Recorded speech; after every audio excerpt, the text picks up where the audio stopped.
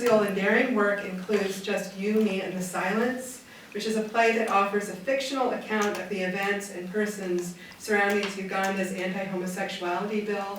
This play received a couple of readings in Kampala and has also been received readings in New York and London as well as other places.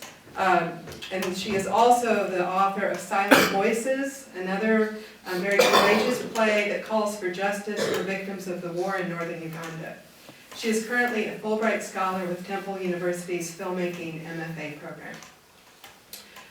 We also have Jeff Sharlet, who's a Mellon Assistant Professor of English at Dartmouth and a contributing editor for Harper's Magazine and Rolling Stone, and the best-selling author of The Family, and was published in 2008, and C Street, The Fundamentalist Threat to American Democracy, which was published in 2010.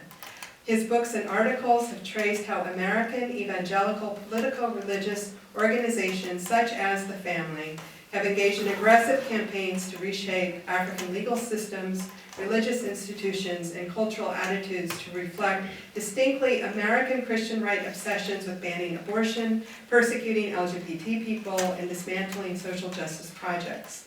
I recommend highly his 2010 article that appeared in Harper's Magazine, The Straight Man's Burden. I assigned it in 2 of my classes, and it delves directly into the ties of the U.S. evangelical movement, the connection to Uganda's anti-gay legislation. And incidentally, in that article, our panelist Victor appears in a particularly heartrending section that speaks to the brutal oppression that Uganda's sexual minorities have experienced. We also have my co-organizer, Melissa Minor-Peters, who is a newly minted PhD in the Department of Anthropology at Northwestern University, and she also holds a master's in public health. She has conducted research with Uganda's LGBT community since 2008, focusing particularly on the everyday lives of transgender Ugandans. And her dissertation is the only ethnographic portrait of the Ugandan LGBT community to date. In 2010, 2011, she witnessed the filming of Call Me Kuchu. All right, so to get the ball rolling, I want to pose a general question to which each of the panelists can respond, and then I'll turn it over to the audience and we'll allow the discussion to become more specific as we go on. So I would just like each panelist to describe a moment in the film that particularly spoke to you or resonated with you and explain why. And I'm sure there were many, but if you can. Okay.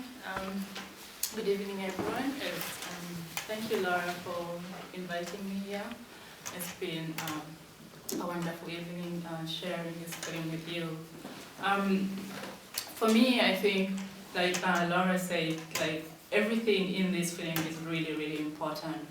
But as a playwright, and a Ugandan playwright who has written a play about this, the issue of gay rights in Uganda, there's a moment with Stosh when she's talking about her auntie giving her a call and saying, "Why are you doing this? Is it for the money?"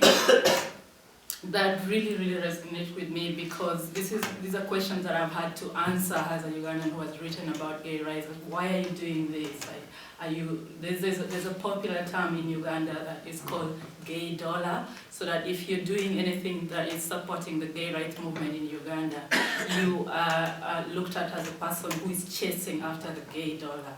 And so, and in the same way also, like a person who is gay in Uganda is perceived as someone who is pretending to be gay in order to get the money. And this gay dollar comes from the West. And that, for me, links strongly to what the president was saying, that Mrs. Clinton called me and what was she talking about? Gays. So there's a belief that the West is reinforcing homosexuality because the West is morally bankrupt, and it's the same moral bankruptcy that they're promoting in the rest of Africa. And it's one of like the strongest pillar of the anti-gay movement in Uganda that really gets so many people rallied behind the anti-gay or homophobia movement. So it really, really does speak to me. because this is like her auntie also. So it's like even your family, immediate family members begin to doubt you and deny you, and because they think you're selling your morals for money. Again, thank you all for being here. I've watched this film several times now, and this time I was struck, each time I've been struck by David's questions. The filmmakers have done a really interesting job of foreshadowing a lot of things. Where when he says, he's on his land and he says, you know, this is not where I want to be buried. That is where he is buried. When he talks about his dream for a gay village, these were things that were beginning to come together in 2011 and 2012. And this time I was struck by his prediction of what would happen if the bill did pass, that a lot of people would be forced to leave the country, and that other people would commit suicide, and that is what we're seeing now. A lot of people are afraid to stay in Uganda and are trying to leave the country, and other people are equally unsure how to live in Uganda, but are trying to deal with it another way.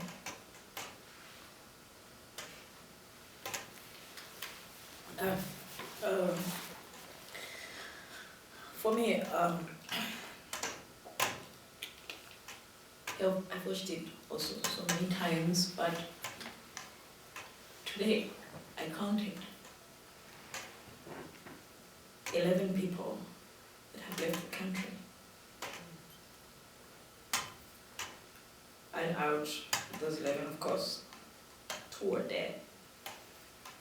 David and another individual who died of HIV and AIDS,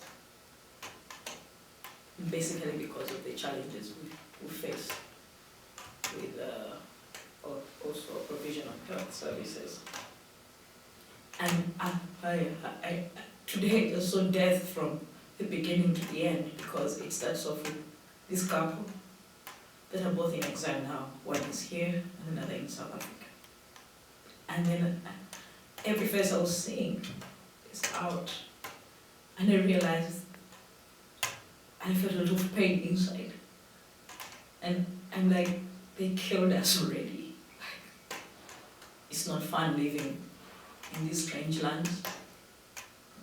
Sometimes you feel your soul is dead for being away. And also I felt a lot of anger seeing the people who have done this work that has led to the death of our souls. So 11 people are many from that movement in just 3 years.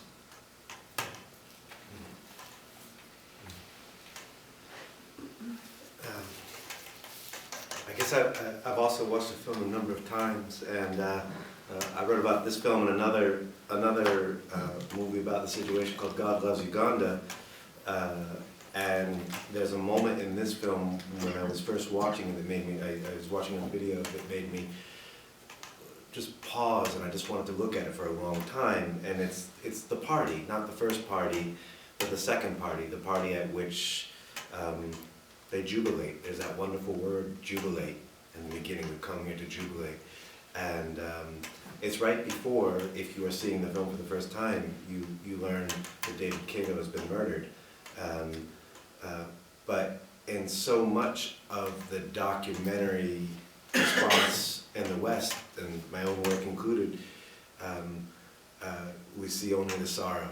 And I think that's an incredibly valuable moment to see what is being lost, to see the joy that is being lost. So I think that's my favorite moment. Okay, thank you. Will you open it up to questions from the audience?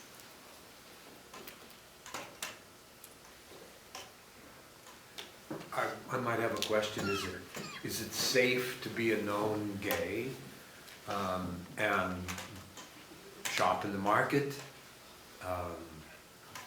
Are they being outed in the same way through that Rolling Stone paper?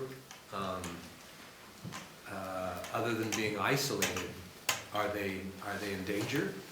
Are your friends and loved ones in danger? I think you saw here in the movie, Stosh saying they have seen my name in the paper, and so they've thrown me out, they've rejected me now, they've denied me the word used. And that has been going on just now, just days after the president signed the bill into law. The tabloids started their job again. And again, there was massive outing. And now because now it was law, a lot of people took that into their hands. Like, it is our responsibility to protect. People were evicted. In that 1 week, Social Minorities Uganda registered cases of eviction, cases of arbitrary arrests of transgender people. There were cases of people being fired from jobs. These has happened before, but these came in, like so fast and so massively. And I think that is suffering. For people being beaten. The trans woman was called to one of the suburbs and beaten, taken to hospital and died after just 2 days, I think. It is real, and people are in danger. And as we speak right now, this situation is not good at all.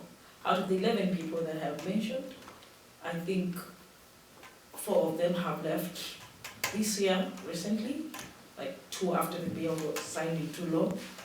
There are very many who want to escape.